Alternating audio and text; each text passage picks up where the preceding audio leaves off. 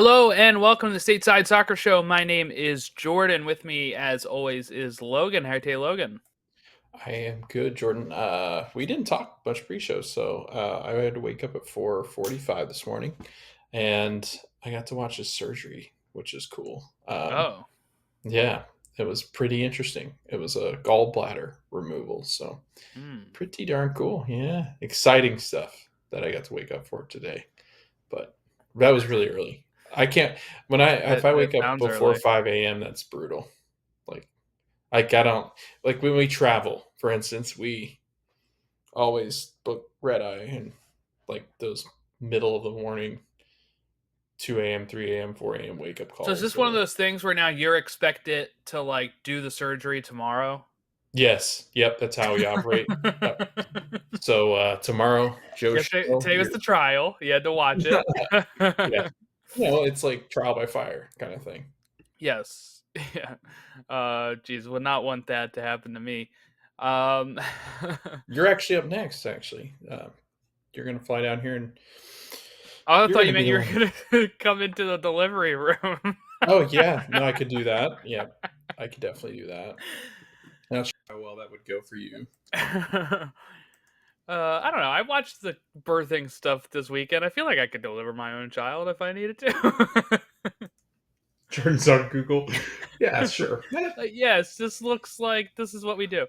Yep. Um, yeah, but we are here talking Matchday 12, which includes some weekend results, a Tuesday night game that Union fans would love to forget that took place last week, and some amazing feats on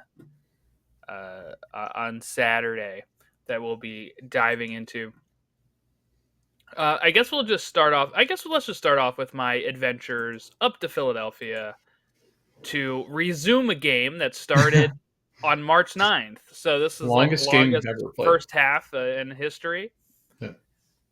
Um, and yeah, resumed in the 6th minute. In the 13th minute, so after only 7 minutes of play for the day, Raul Ruidiaz scored, and I would say that really quieted the place. One, because it was like a really bad giveaway from Jose Martinez, and at midfield, and Ruidiaz was able to just chip it over Semley because he was uh, up a bit to be able to get the pass back if he needed to. And it just goes over his head and in and stunned the crowd. It stunned the press box, I'll say. I was in the press box. It was a little like, whoa, like what? 5 minutes in, the Seattle team? Well, 13 minutes into the game, 7 minutes into the day, the Seattle team scores. And then more shock in the 22nd minute when Vargas did a nice little goal at like the edge of the box. He, you know, kind of weaves in there. I don't know, curls in there, and then Ruidiaz scored again in the 37th minute. I believe that was a penalty. It doesn't show it listed as a penalty here on here, but 3-0 at half. And I'll say everyone was really stunned, and you're like, wow, all right. Um, I was reading some stuff while I'm in the press box, and people are like, if they don't make this a game in like the next couple minutes after the second half, I'm going home. It's a Tuesday night. I got stuff to do. It's what I see people saying on like Reddit and Twitter. The Union tried to make it a game. We start back up in the 56th minute. Jack McGlynn scores. Really good goal, by the way. Then Gazdag scores less than like 30 seconds later. He's now like the all-time Union goal scorer. And then he scored again, but it was offsides. And it was just crazy game. I really thought they were going to do it and equalize. But here's the thing, because they kind of do this again on Saturday. We've been talking on, is this team actually good? Is this team not? And for a while, their stats were backing up that they were good, right? They were on pace to be top 4 with points per game, blah, blah, blah, all that stuff. My main concern was not really number of goals conceded, because if you looked at the top, they were still like not that bad. It probably looks worse now because they conceded 5 in 2 games here. But I remember looking at it and be like, oh no, they still only given up like 11. That's not bad. My biggest concern with them was if you keep falling behind early. And this is what we saw early in the season that they kind of sorted out a bit and then kind of fell back into again. When they give up goals, at some point it's going to run out to where you can't come back and win or you can't come back and draw. And that was the RSL game, and that was the Seattle game. The RSL game I can't even really include in that either, because the goal that they gave up was not really like anything to their fault. It was just not really a good block from Blake, and it kind of unfortunately went in there. But this game especially, when you go down 3 goals in the first 40 minutes of the game, first 37 minutes or whatever of the game that you're actually playing that day, it's hard to make that ground up. They tried, made it 3-2, and they had tons of chances to make it 3-3. But sometimes that's just not going to work, right? DC game that they played this weekend, they go down 2-0 again. They come back and make it 2-2. But when you fall down 2-0, it makes it a hell of a lot harder to get the 3 points because you need that third goal. And when you go down 3-0, it makes it really hard to get 1 point. So it's a little uncharacteristic in that regard. Now, Blake is injured again. He's maybe not happy as well. We saw posts online with that. My biggest issue in that game against Seattle was Jose Martinez. He gave the ball away almost every time he touched the ball. Then he gets yellow cards all the time. I've never been the biggest fan of Jose Martinez. You can go back and listen to my appearance on the free kick when I appear on Todd's show in like 2021 or 2020. I forget what year I did it, but 2020, 2021, somewhere around there. I was not big on Jose Martinez. There's times he's really excellent. And then, Logan, there's times where, I felt like 2 of the goals were his fault on Tuesday because he gives the ball away, and then boom, they're counterattacking. And it was Jim subbed them off at halftime, and guess what? The Union clawed their way back, and it's like, okay, maybe we should, as bad as that sounds, maybe we shouldn't be starting him. Maybe he's not guaranteed to start. He did make a post at halftime. I think that was maybe a reference to him getting subbed off. He probably didn't like that. But when you play that bad, some things have to happen. Yeah, and I think we saw some of this I think last year with but and they're really tough. They're in a tough position because while we'll say maybe that this team is not as good as both you and I thought, maybe it's the fact that this team has been good for so long, and it's been this core, and it's been this core that took them to the MLS Cup final. It's been this core that threatened CONCACAF Champions League. This has been a team, Jordan, that's consistently been good for the last couple of years. So to come into this year to think that they were a mid-level team, it didn't add up yet. As we start to play more games, yeah, the defense looks more exposed. Andre Blake looks close to done. Jose Martinez is done. Ali Bedoya is on his way out as far as just being older. And I think it's time for a reset. Kai Wagner had his issues with his contract, and they didn't know whether they were going to get him signed back up. It just seems like this team, Jordan, is kind of in that state of transition, and it's going to be, I think it'll be behind Jim Curtin. I think it'll be, Jim's not yet made the jump, and maybe it's time for him to jump. I don't know, but I'm assuming there's going to be teams out there that would be willing to take a chance on him if he had any aspirations. It's no longer the U.S. men's national team, I don't think, but I think if it's a European side that approached him, I wouldn't be shocked. But with this, look at the roster. It's an aging roster. It kind of reminds me of the situation, not to throw it to our 2 teams, but it's pretty comparable to what Orlando's doing. I feel like Orlando's got that core of players that they're just ready to move on from. They're not old by any stretch, but again, I think there's a transition period that's coming for some of these teams that I think we thought were top teams in the Eastern Conference, Well, and Orlando and Philly being two of the teams.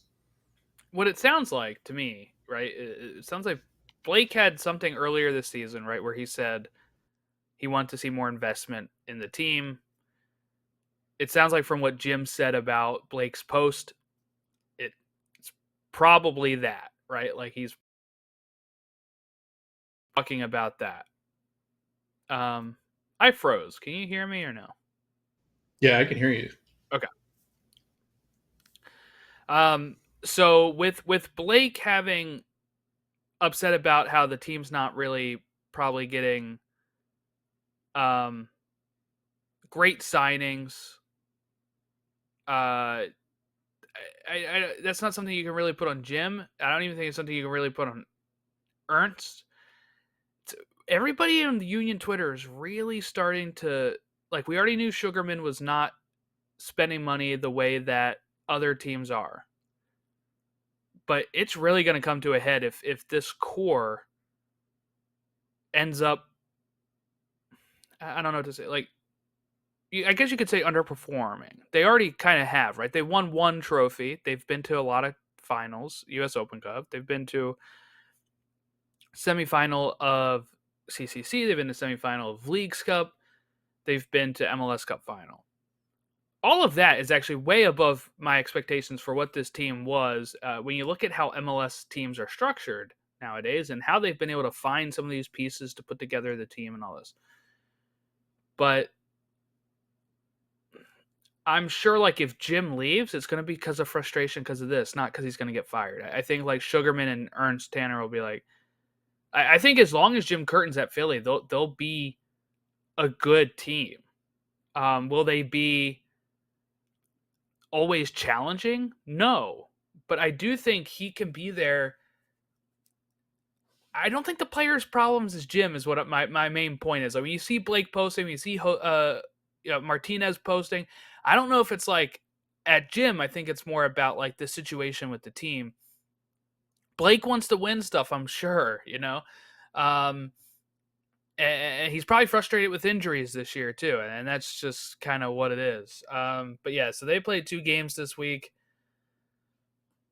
1 point when they probably needed 6. Jose Martinez did not start that game against DC as well, so he comes in for Leon Flock in the 66th minute. And Blake is now officially like ruled out. He did not start that game either. But yeah. All right, so that was Jordan's corner for the bit there. Let's dive into, I think, something that is what most people maybe want to talk about, and that is Inter Miami and New York Rebel. Wouldn't it have been funny if I instead said like Orlando City, and then we went on the Orlando City stuff? We'll get there later, but Let's save well, let's people's get to what ears. everybody wants to talk about. Orlando City. No, we're going to talk the other Florida team, Inter Miami.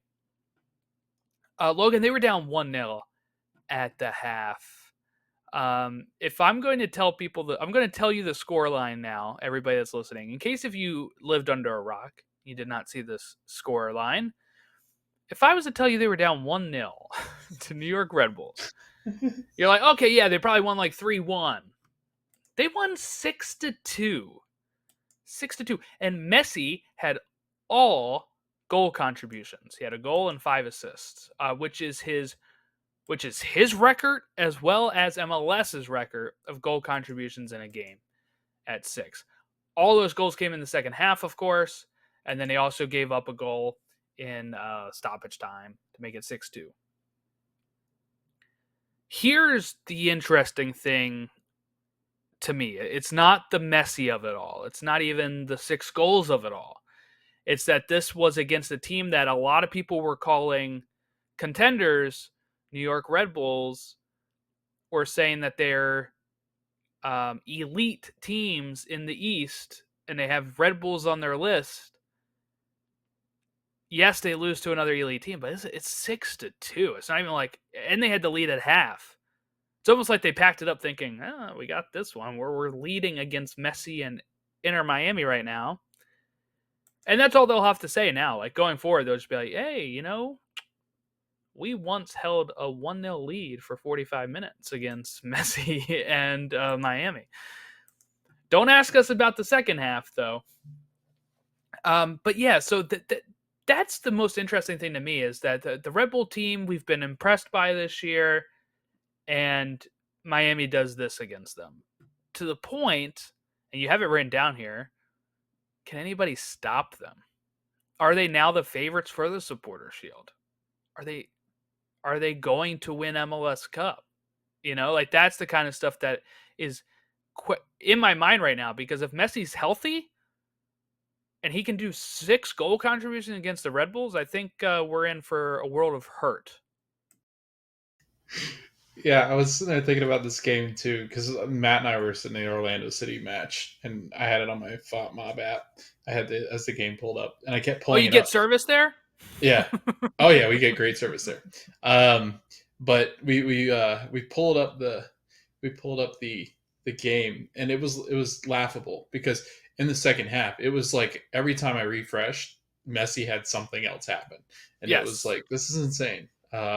Matt and I, this is crazy, and I didn't know until Matt went on Twitter. He's like, Messi has all the goal contributions. He's like, that's crazy. Because it only shows you scoring at the top of Fought Mob. Yes. Yeah. I just saw the score changing.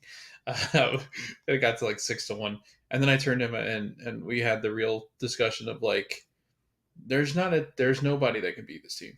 Like if those two are healthy, there is not a team in the world that can beat these two. Like I'll just say it, mark it down May 6th. If these two remain healthy, they'll easily win Supporter Shield. They'll easily win MLS Cup. Because I just don't Messi. I Oh, don't see it. I will write that down. Hold on, because we wrote the other one down last week, Yeah. or 2 weeks ago. Let me write this down now. All right, we are on 5-6. Logan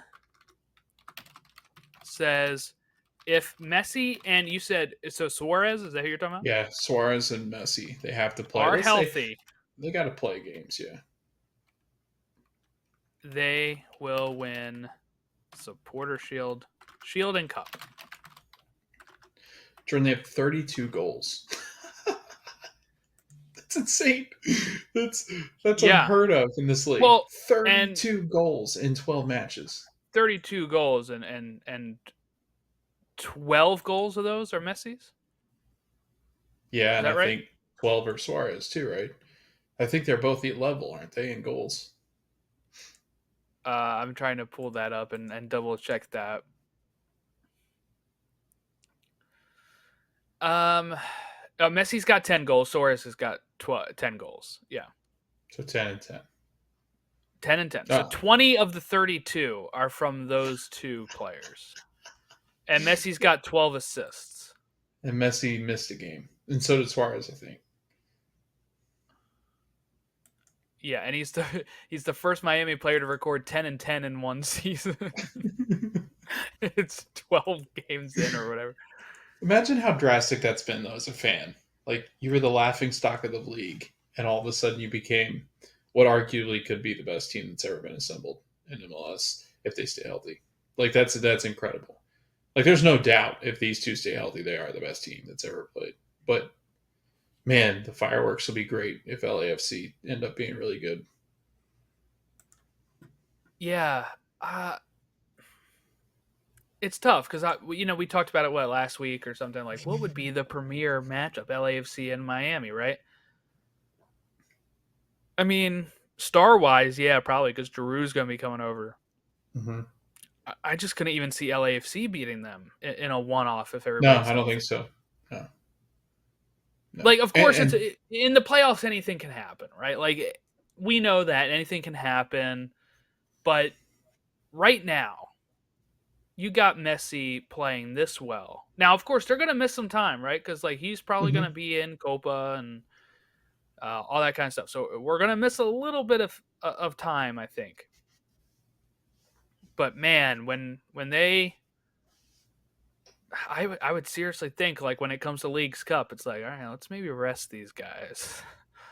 Let's Yeah, rest and these I guys think and yeah, save them for it is right up MLS. against, and it's against Copa. So like, while the club teams, Yeah, so when the he comes national back, give teams him a break. defer. Break, yeah. Yeah, the national teams will often defer to club, but it's Messi, dude.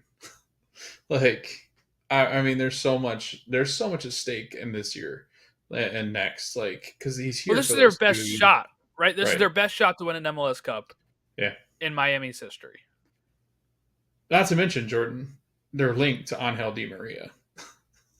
How will they fit him? I don't understand this. Well, they don't have so they Is it won't with have the to new sign him on DP a rules that DP. they're going to They have? won't have. They won't have. Yeah, I think it is. I think it's the way they can structure his contract. He doesn't fall underneath that DP slot. Mm, It's the same so way that they structured Suarez's deal. Suarez is not a yeah, DP, so like yeah, but Di it's going to Maria's be that not as same old thing. as them. That's what's Oh, I wild to know, me. and I think better at this point. Like better than Suarez it is, and Busquets. Yeah, I mean he'll be playing. I would assume Di Maria is going to be on the wing, Yeah, like he's been in the past. It's yeah. just, Could you I mean imagine that that's Suarez, Di another Maria, and Messi? with Alba and Busquets. Kramashi, My God. Drake Calendar. Like you've got some of the at each position you have arguably the best players at each of the positions that you'd be fielding at that point. Julian Gressel, like it's not fair. It's really not. And LAFC and LA Galaxy really feel like our only hope. Like I feel Princess Leia like esque. I Our mean, only hope. at this point, it's like, would it be funny if they didn't win it? Yeah, probably. But like, I think at the end of it, if they don't walk away with an MLS Cup, you would say this has been a failure. Uh, in the sense of, I'm trying to figure out how to word this. Like, obviously, the fan bases of the other teams won't see it that way, but I think as an objective MLS, like, if I remove my fandoms and stuff and I just Us. look at the league, Yeah. right? When you bring Messi over, and you bring over all of his friends, you're thinking, all right, we're the best team in the league. We have the best Mm-hmm. talent, at least. We have to win MLS Cup, and yes, they've already won Leagues Cup, but the big one is MLS Cup. So if they don't win that, I do think you would look at this and say maybe a disappointment, not to Miami fans themselves. That would be true as well, I think, but to MLS as a whole. MLS probably wants them to win the cup. They probably want to be able to put out a tweet that says Messi is an MLS Cup winner.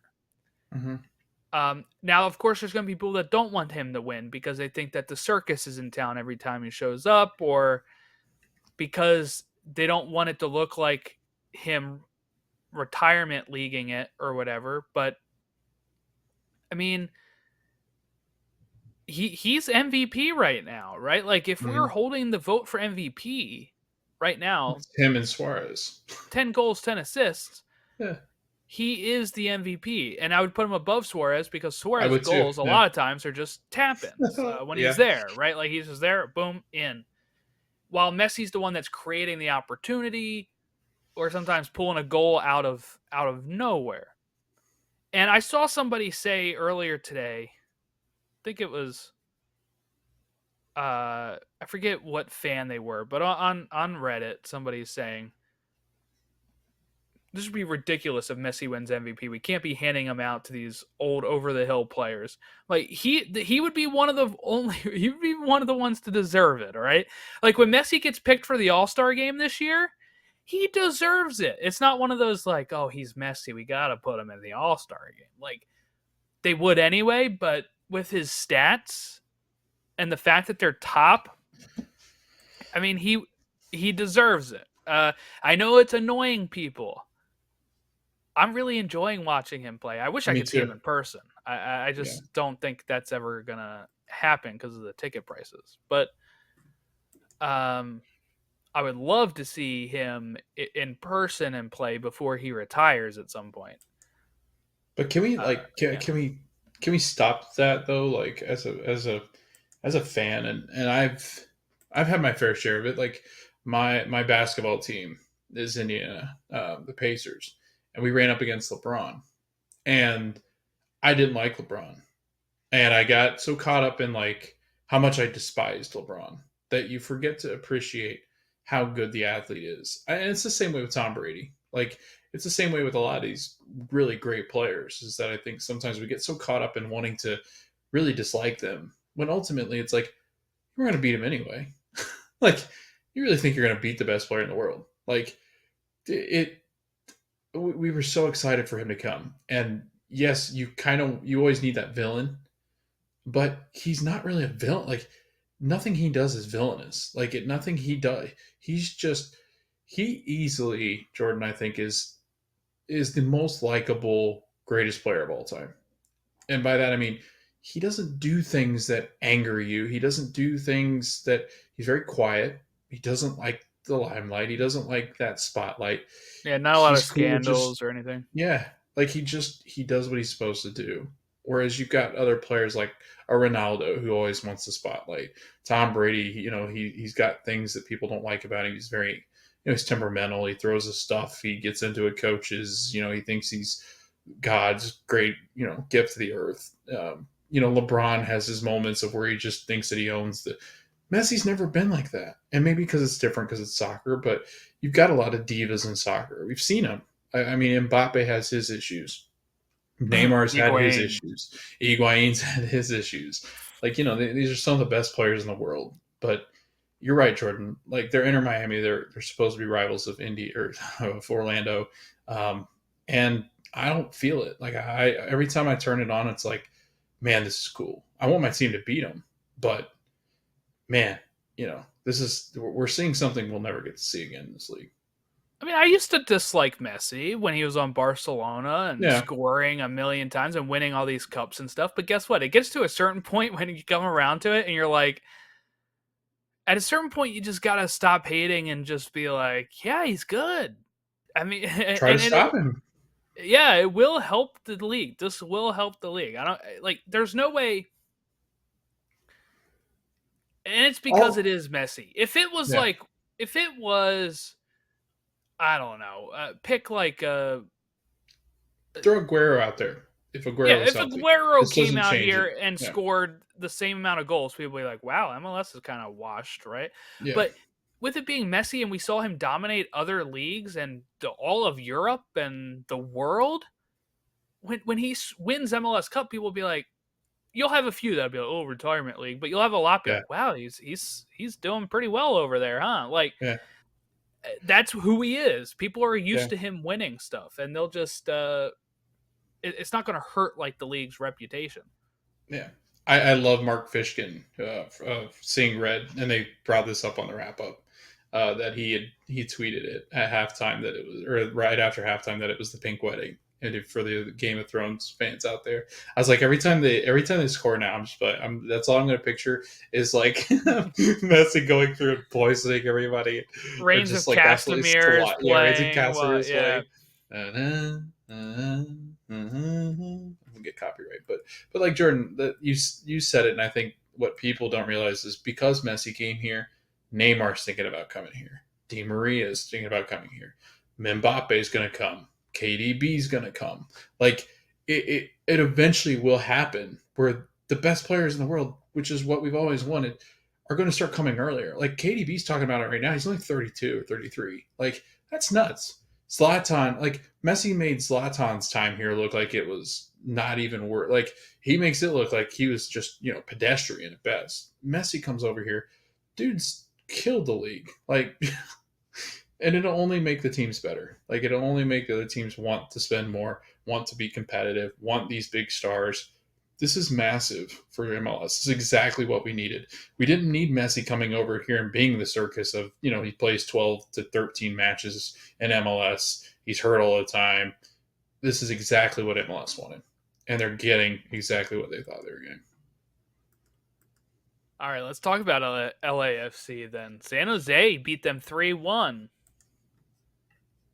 Crazy. And this is why, like, what I would say, like, while the Union do need to sort out their stuff, right? And they're still within like 3 points of the top 4, and they have a game in hand still.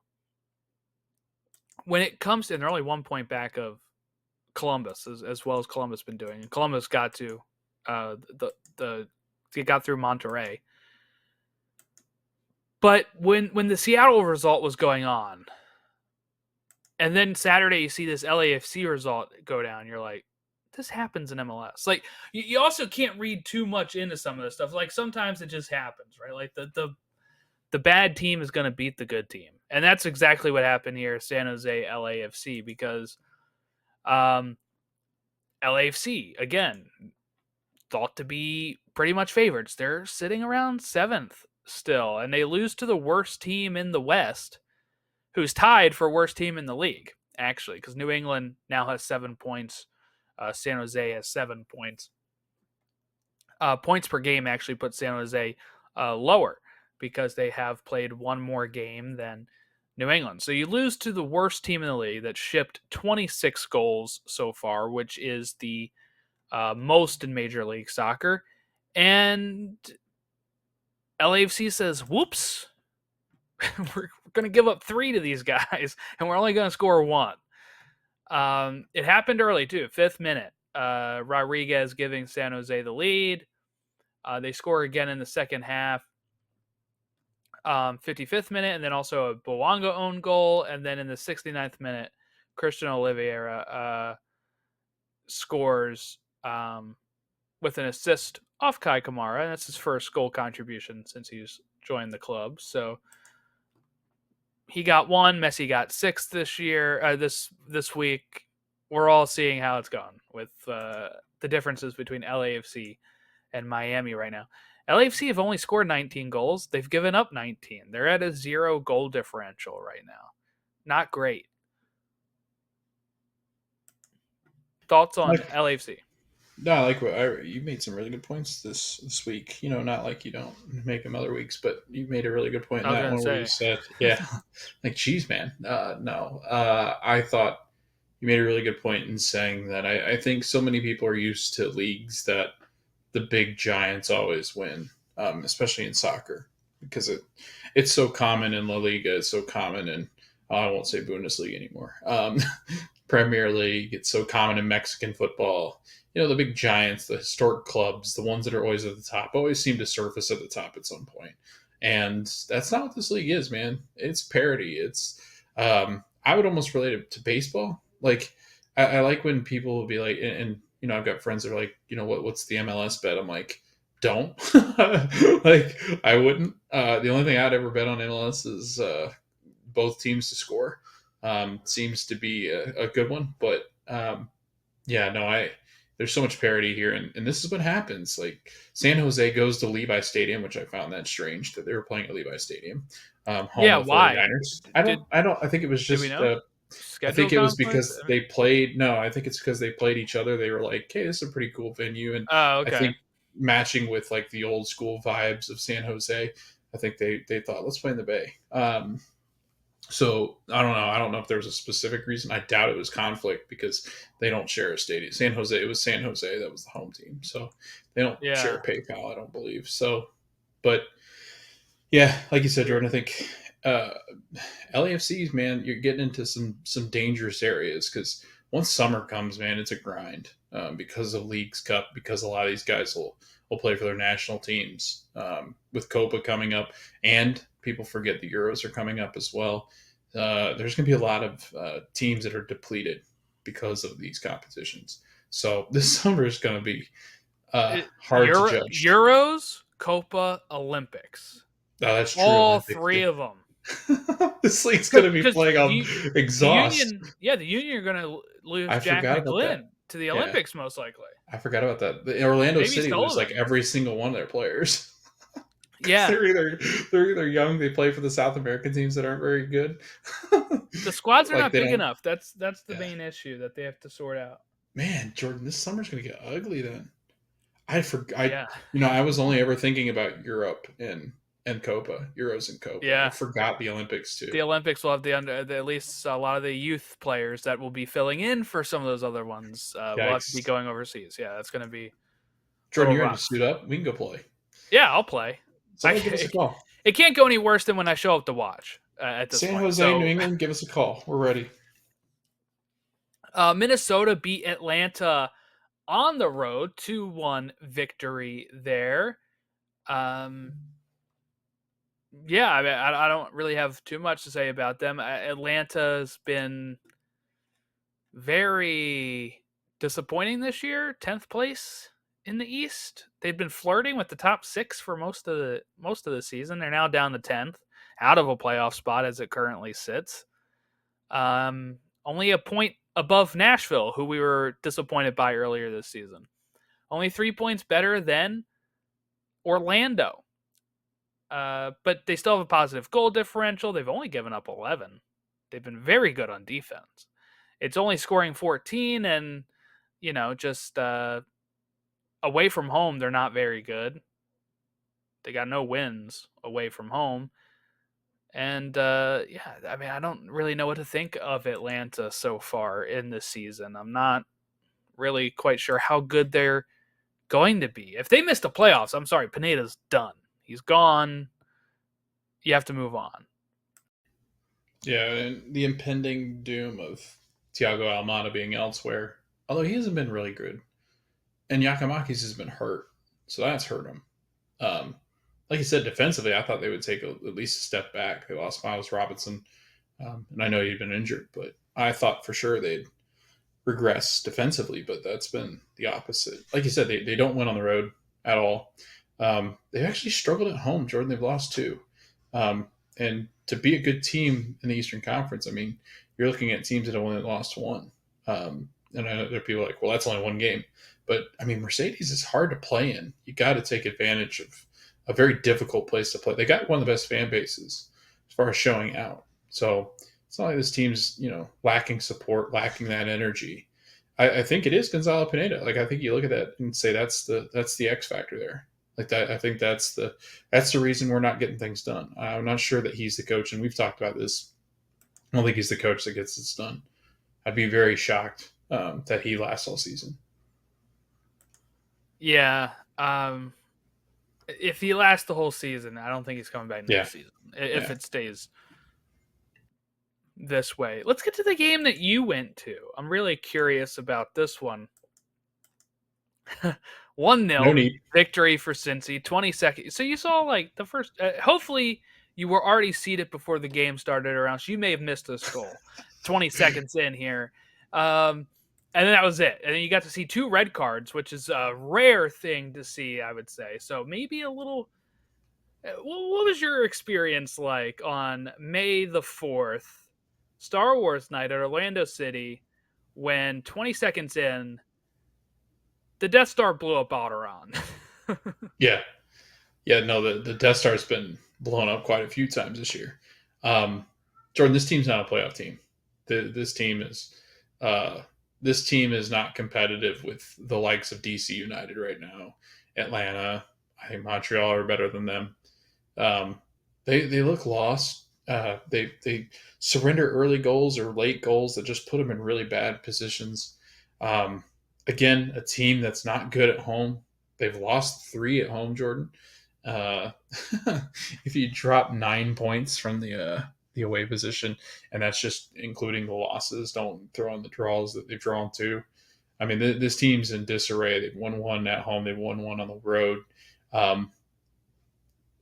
There was a lot of talk on Twitter, obviously, about Oscar Pereira, and I was smacking the desk about getting him a contract, and it's really not gone in Orlando's favor or Oscar's favor. And this is basically the same team as last year. So it's not like they regressed by losing some of their top talent. They actually got more talented, I believe.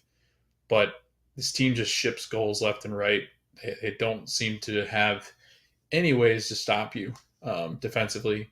Pedro, I think, is on that same boat with Andre Blake that's sinking. Yeah. Right now, Jordan, if you had to ask me today if this team would make the playoffs this year, it's a no, a hard no. They can't do anything creatively. They don't score goals. Like it's the same headache they had last year. And Facundo Torres, I don't know what team's looking at him in Europe, but I'd stop. I would just stop. They've just been awful. Just awful. Well, I would say you're right in the sense of they're not a playoff team because right now they're outside of the Yeah. playoff spot. They're 5 points out of a playoff spot. They really need to kick it in gear, but they have -7 goal differential. That's awful. That is tied for third worst in the East. Yeah. Montreal has -7, Chicago has -8, New England has -11. They need to sort that out on around. I mean, because even the lowest in any of the playoff spots is -1, and that's DC, NYCFC, and Charlotte. So you have spots there if you needed to. There's actually only one team with a positive goal differential in the bottom 6 spots, and that's Atlanta with a 3.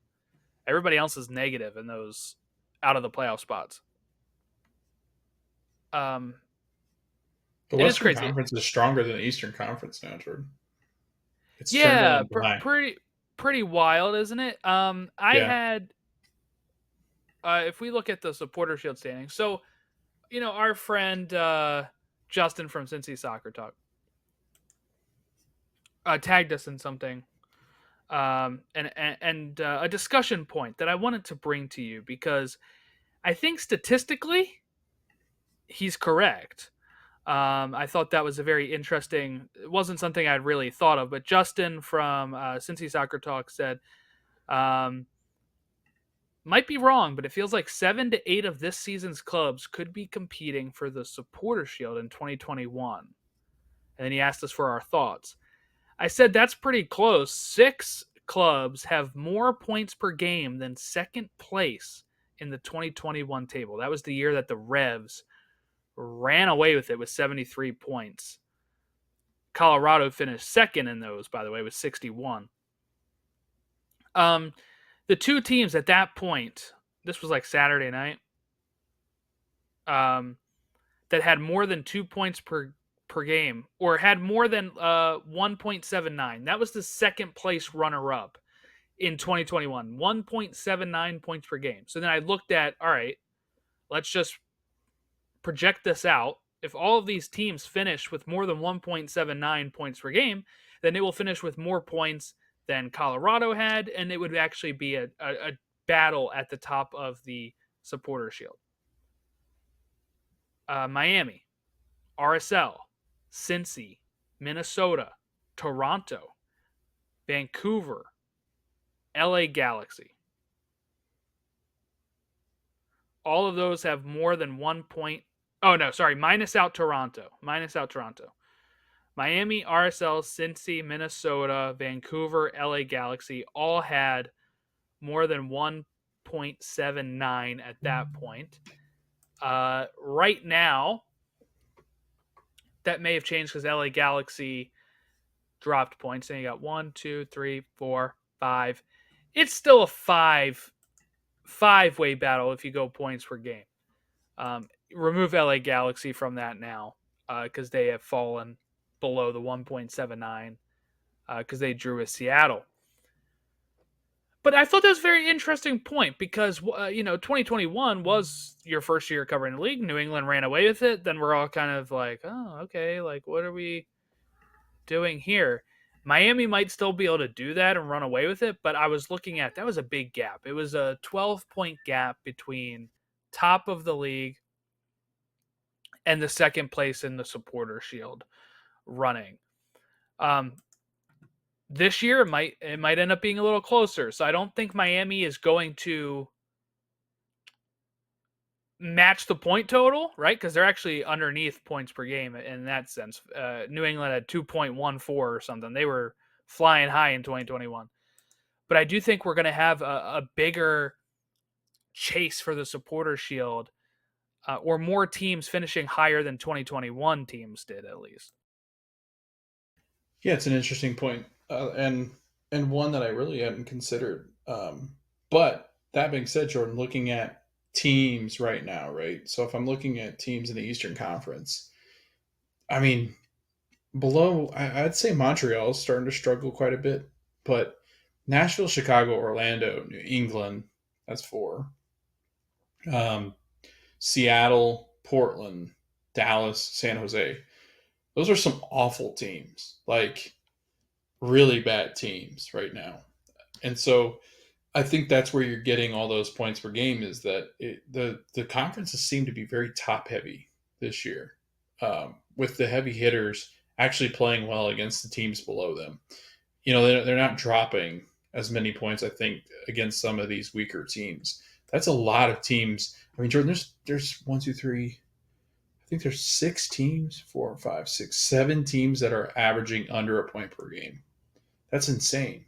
Like that's how bad some of these teams have been towards the bottom. And I think they're teams, Jordan, that I think we thought were actually going to be playoff teams. Like you look at some of these top bar, these bottom teams, they're teams that you and I definitely had in the playoffs. And they've not played that way.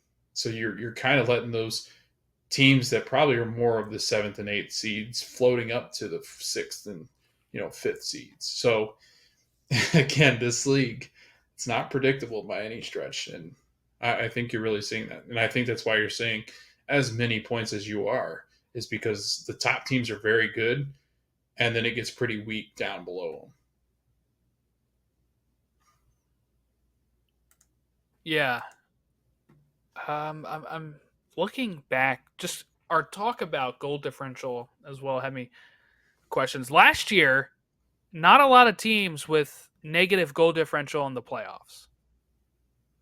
Like three. 2022 though had one, two, three, four negative goal differential. One of those was Orlando, by the way, -9 goal differential. So when I said you need to clean that up, maybe you don't. Maybe you'd be okay still getting in with the -9 goal differential. But usually those are outliers. In 2021, there was only there were no teams that had negative. Oh, one team that had negative goal differential, and that was Minnesota United, who made the playoffs.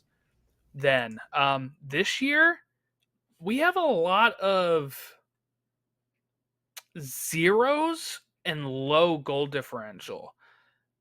We would probably have, if in the current standings, if we're looking at playoff teams,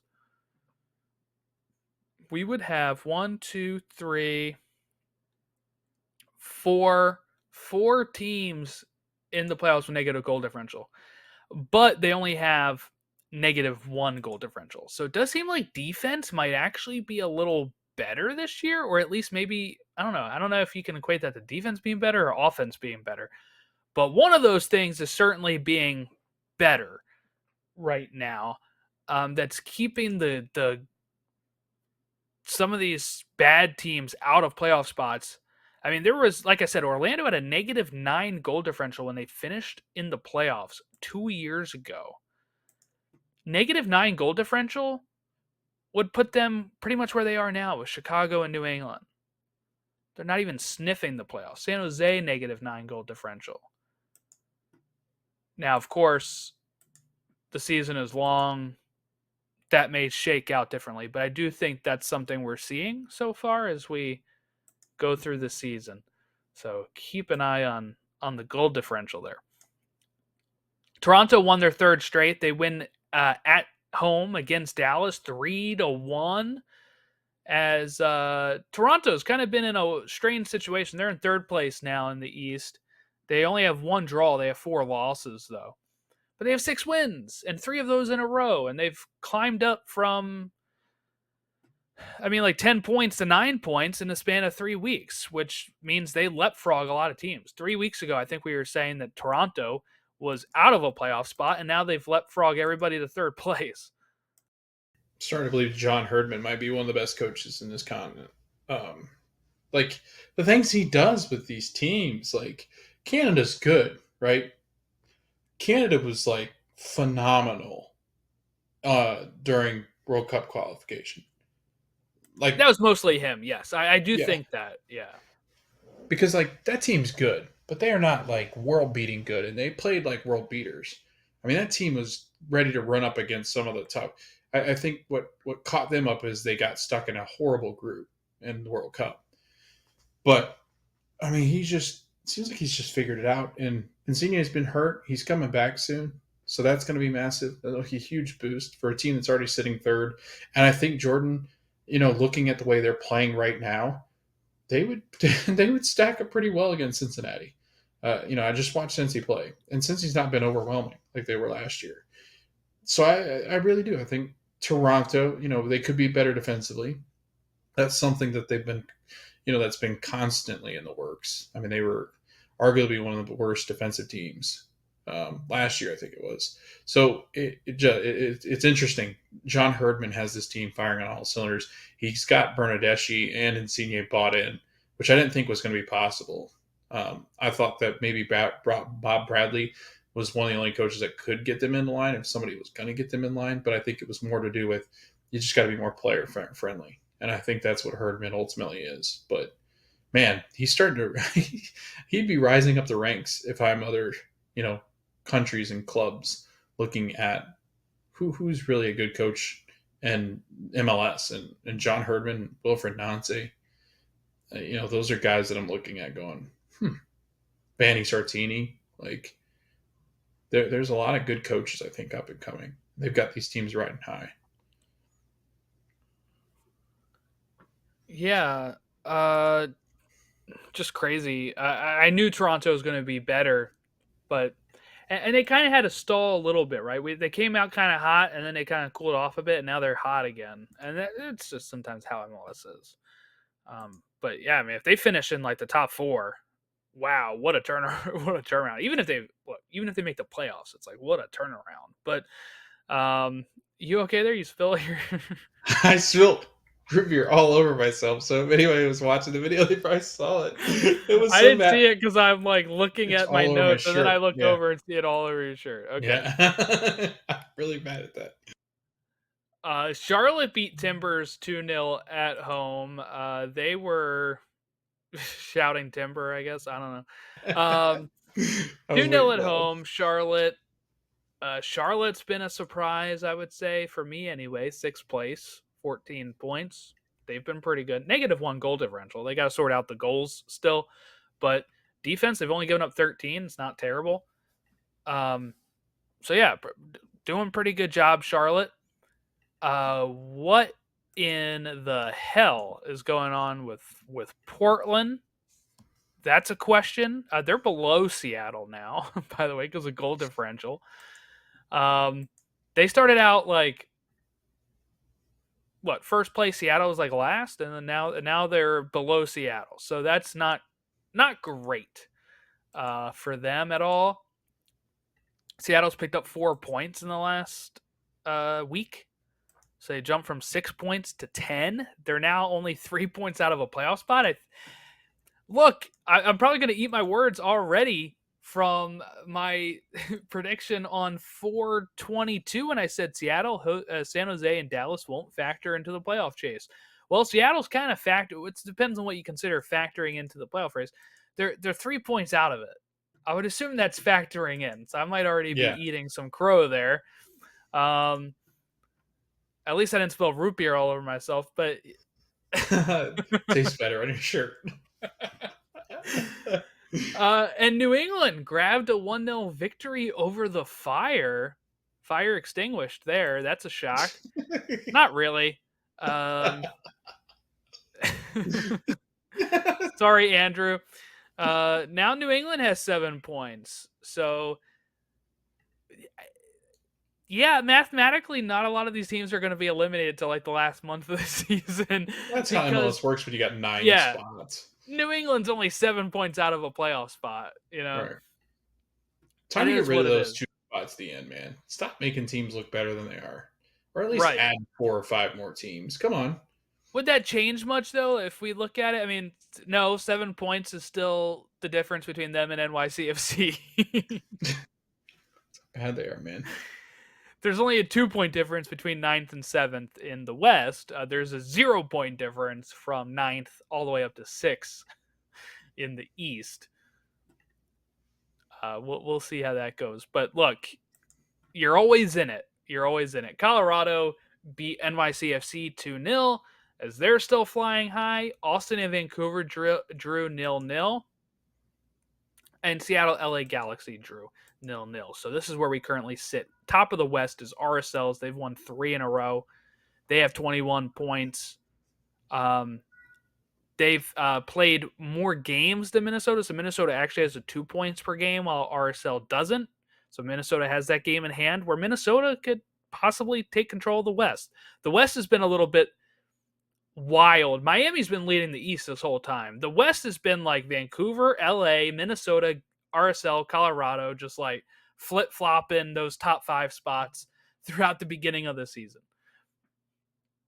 So you have RSL, Minnesota, LA, Galaxy, Vancouver as your top 4, Colorado, Austin, LAFC, your top 7, and then your wild cards, Houston and St. Louis.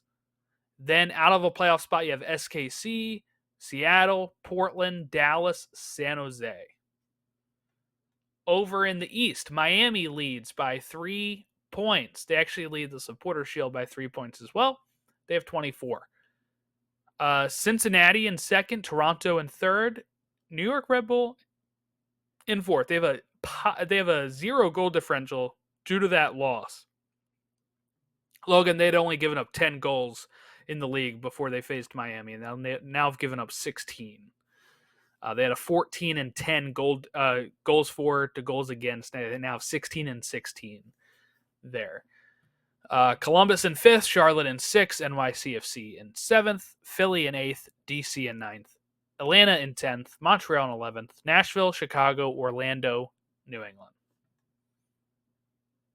That's your things there. The best goal differential in the league, by the way, 14. That's Miami. They've scored 32. They've given up 18. And that is the most goals scored by a large margin. The next best is 21. So 11 goals between the best to second best in the goals for column. But incredibly, Miami, 24 points. They've played more games than anybody. Cincy can actually equal that with their game in hand. And RSL can equal that with their game in hand, and Minnesota can surpass that with their 2 games in hand.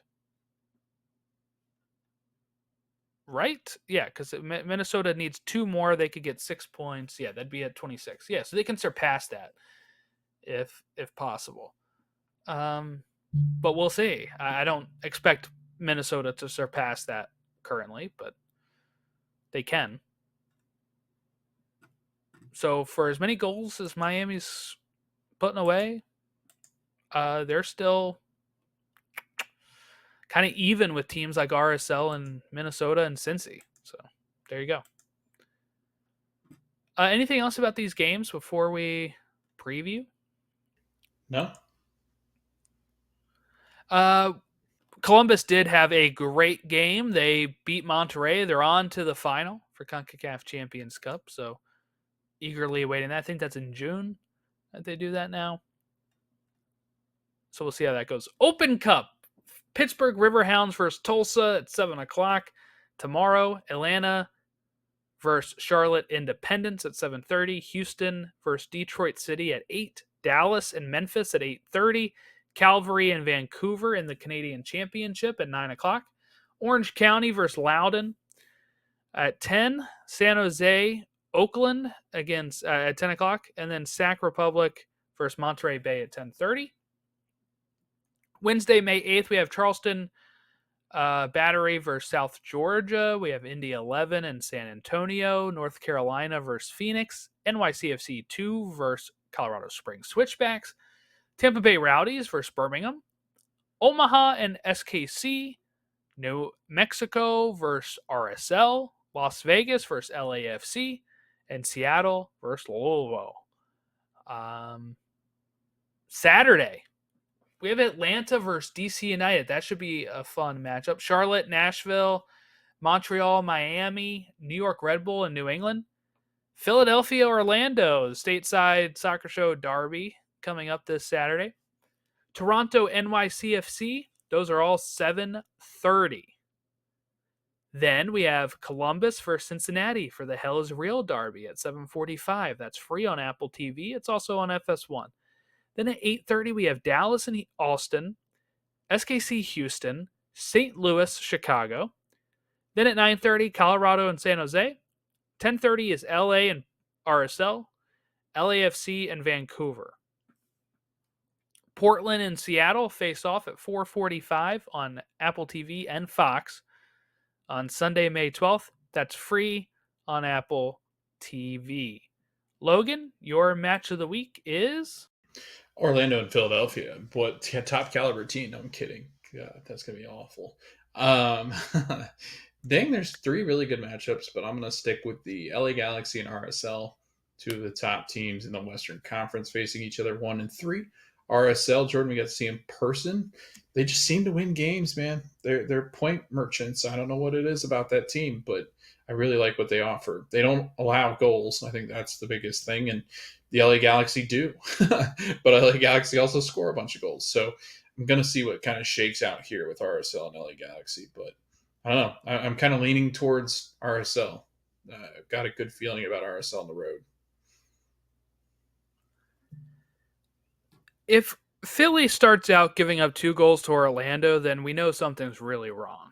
Yeah. The way Orlando can't even like buy a goal, so Right. that'd be a little worrying if they still somehow find a way to give up a goal to Orlando to find themselves down. That one is at Subaru Park. They've lost 2 in a row, which is like the first time in a long time. They got to figure that out. But not where I'm going for that as well. We're just doing our little tease there. How can it not be Columbus, Cincinnati? Hell is real. Columbus flying high. They won MLS Cup last year. Did you see the fun video of the news broadcast showing Anthony Precourt's trophy case? No. You didn't see that? Oh my! I'll have to send it to you. But it was this local Columbus news after they knocked out Monterrey.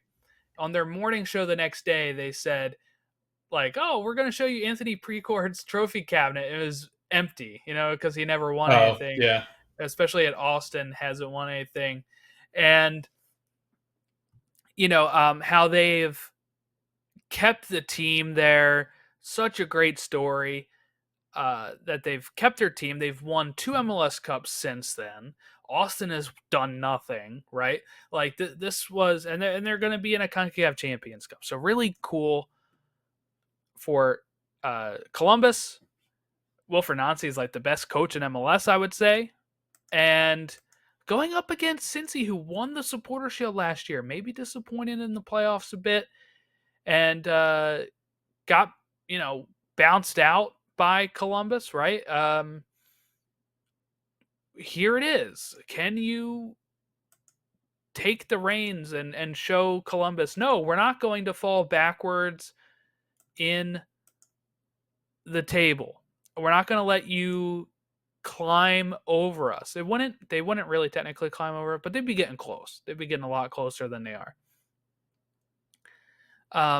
That is something that is very interesting to me, as this rivalry is now 2 teams that are always near the top of the East right now.